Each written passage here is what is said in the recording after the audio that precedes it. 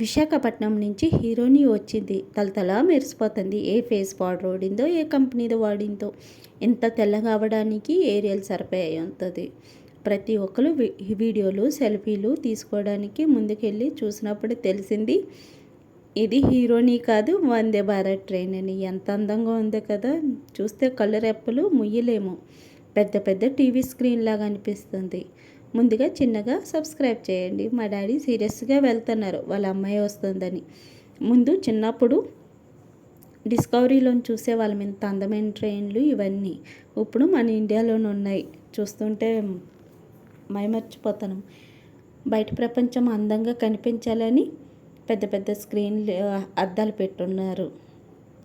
Train అంటే మాటల్లో చెప్పలేము, అంత బాగుంది. లోనికి కూడా వెళ్ళి వీడియో తీయడం అయింది.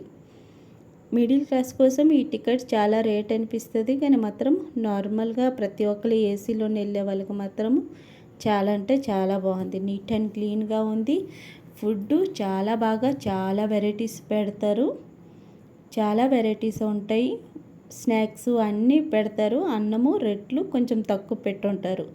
ఇండియా వాళ్ళు లావ్ అయిపోతున్నారని గవర్నమెంట్కి అర్థమైంది. బద్ధకం కూడా వస్తుంది కదా, అందుకోసమే ఫుడ్ కొంచెం తక్కువ చేస్తున్నారు.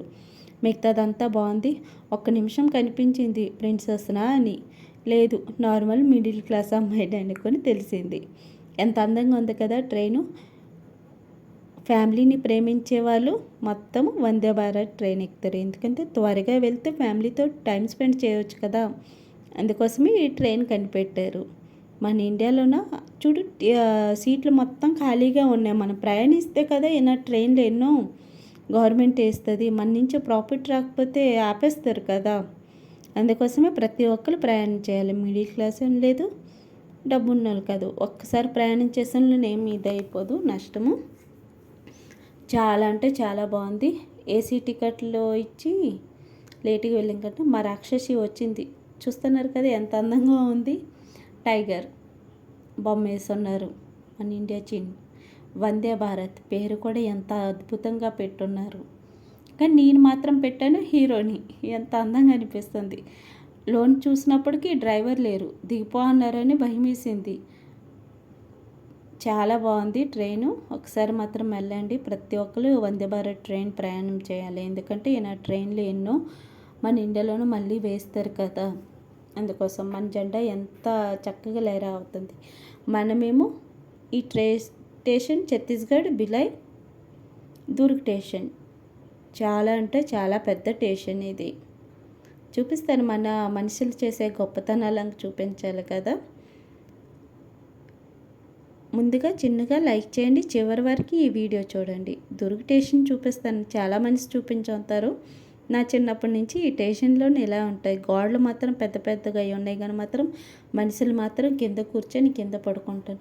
ప్రతి ఒక్కరు ఎయిర్పోర్ట్లో నాకు అలాగనే కూర్చుంటారు కదా అనుకుంటారు. అదేం లేదు, కింద కూర్చొని చిన్నపిల్లలు కూడా ఉన్నారు. వాళ్ళు కింద పడుకోగానే చాలా ప్రాణం ఉసూరు మంది. జెర్రులు పాములు ఏవైనా చెవుల్లోకి వెళ్ళిపోతాయని భయం వేసింది. చూస్తున్నారు కదా, ప్రతి ఒక్కరు కిందనే కూర్చోన్నారు. పెద్ద మ్యాప్ పెట్టున్నారు. రైల్వే స్టేషన్ మొత్తం మ్యాప్ పెట్టున్నారు.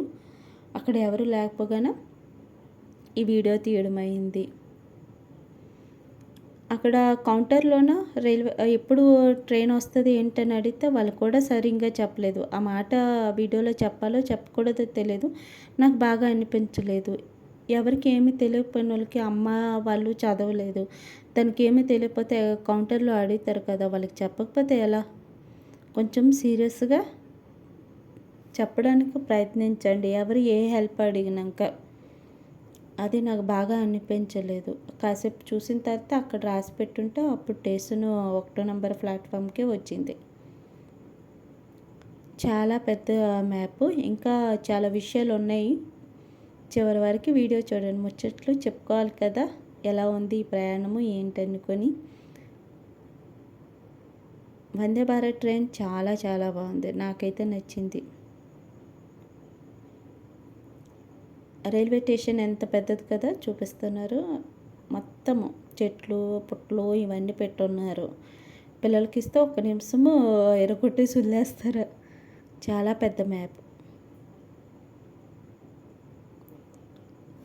చాలా బాగుంది.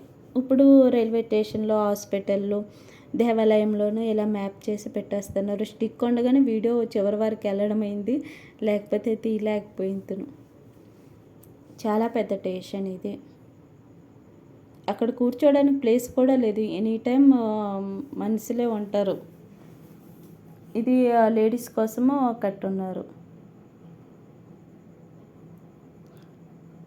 చూస్తానండి చివరి వారికి వీడియో. చూస్తాను ప్రతి ఒక్కరు కిందే ఎందుకు అలా పడుకుంటున్నారు నాకైతే తెలియదు. చిన్న చిన్న పిల్లలు ఉన్నారు. నీట్ అండ్ క్లీన్ చేయడానికి కోసం ఎన్ని మషిన్లు గవర్నమెంట్ కొనేసి ఇచ్చున్నది. ఎన్ని రకాలు ఉన్నాయి చూస్తున్నారు కదా. ప్రతి ఒక్క మషిన్ కొనేసి పెట్టున్నారు. ఇది పార్సల్. ఇక్కడ తడి తోడలేదు, నీరు పడిపోయింది. పైకి వెళ్ళి రావడానికి కోసం ఇది పెట్టున్నారు. లిఫ్ట్లు పెట్టున్నారు. ఎన్ని రకాలు పెట్టున్నారు. ఒక్కటి కూడా యూజ్ అంతే చేయరు. చూస్తాను ప్రతి ఒక్క రైల్వే స్టేషన్ ఎంత చక్కగా చేస్తున్నారంటే మాటల్లో చెప్పలేం. గవర్నమెంట్ ఎవరు ఫుడ్ ఎలా వేస్ట్ చేస్తున్నారు. డస్ట్బిన్స్ చూడండి అక్కడ ఎంత ట్రైన్ వచ్చినప్పుడు పరిగెట్టి వెళ్తే పడతాం అలా చేస్తున్నారు. ఇక్కడ 5 రూపాయలకి లీటర్ వాటర్ ఉంది, అది పనిచేయటం లేదు. చాలా బాధ అనిపించింది. ఇలా ఎందుకు వేస్ట్ చేస్తున్నారు. ఫుడ్ డస్ట్బిన్లోనే వేస్తే అయిపోతుంది కదా, డస్ట్బిన్లో వేయరు, ఇలానే పడేస్తున్నారు. అక్కడ టైల్స్ ఎక్కిపోని అది పెట్టడం లేదు. నీట్ అండ్ క్లీన్ కోసం గవర్నమెంట్ ప్రతిదీ చూడలేరు కదా. మీకు వర్క్ చేయడానికి కోసం పని ఇచ్చినప్పుడు పేమెంట్ మీరు ఎత్తుతున్నారు. అది నీట్ అండ్ క్లీన్గా ఉంచుకుంటే మంచిదే కదా. డబ్బులు ఇస్తున్నప్పుడు తీసుకున్నప్పుడు ఆ డబ్బుల్ని న్యాయం చేయాలి. నాకైతే నచ్చలేదు, అందుకోసం ఈ వీడియోలో చెప్పడం అయింది. వీడియో ముందు చివరి వరకు చూడండి. మన చిన్నప్పుడు అమ్మమ్మలు, తాతయ్యలు, ఇది హెల్త్ సీక్రెట్ మీకు చెప్పబోతాను. అమ్మమ్మలు, తాతయ్యలు ముందుగా చేసేవారు మన ఫేస్లోన రింకల్స్ రాకుండా ఉండడానికి కోసము. ఏమీ లేదు. ఇప్పుడు పార్లర్కి, బ్యూటీ పార్లర్కి అందరూ వెళ్ళేసి ఇప్పుడేమో ఫేస్ ఎక్సర్సైజు ఇవన్నీ చెప్తున్నారు కదా. అదేమీ లేదు. నోట్లోన నీరు వేసి 1 నిమిషం వరకు ఇటు అటు పొక్కలిస్తే చాలు. అప్పుడు మన ఫేస్ రింకల్స్ రాదు, టైట్గా స్కిన్ కూడా చాలా బాగుంటుంది. ఒకసారి ప్రయత్నించండి. ఇప్పుడు ప్రతి ఒక్కరు అది ఇది అని పేర్లు పెడుతున్నారు. ఫేస్ ఎక్సర్సైజు ఇవి అవి అవేం లేదు. అప్పుడులోని ఇవన్నీ చేసి వదిలేసిన ప్రతి ఒక్కరు నోట్లో నీరు వేసేసి పొక్కిలించేవారు. ఇప్పుడు అది మానేస్తున్నారు, అంతే తేడా. నా వీడియో చివరి వరకు చూసినందుకు thank you. Please subscribe. Thank you for watching.